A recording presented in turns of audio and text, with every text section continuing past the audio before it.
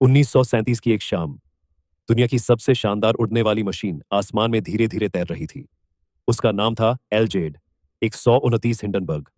उस दौर में लोग इसे क्वीन ऑफ द स्काइज कहते थे। करीब 245 मीटर लंबा यह विशाल एयरशिप किसी उड़ते हुए होटल जैसा था।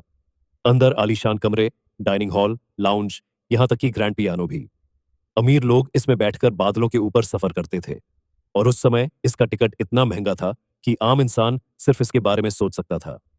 3 दिन का सफर तय करने के बाद 6 मई 1937 की शाम यह एयरशिप न्यू जर्सी में लैंड करने वाला था।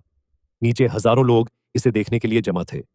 कैमरे रिकॉर्ड कर रहे थे, क्योंकि उस समय आसमान में इतनी विशाल चीज उड़ना किसी चमत्कार से कम नहीं था। मौसम थोड़ा खराब था, तेज हवाएं और बादलों से भरा आसमान, लेकिन फिर भी सब कुछ सामान्य लग रहा था। धीरे धीरे हिंडनबर्ग नीचे उतरने लगा।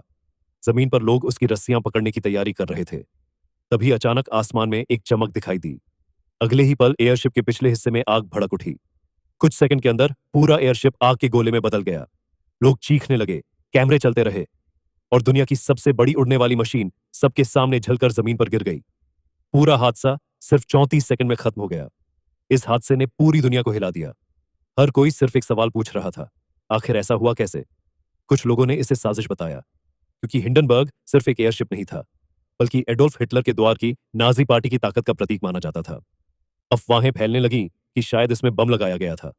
कुछ लोगों ने तो यह तक कहा कि इसे जानबूझकर खत्म करवाया गया। लेकिन जांच ने धीरे धीरे दूसरी कहानी सामने लाई। असली वजह मानी गई हाइड्रोजन गैस और स्टैटिक इलेक्ट्रिसिटी।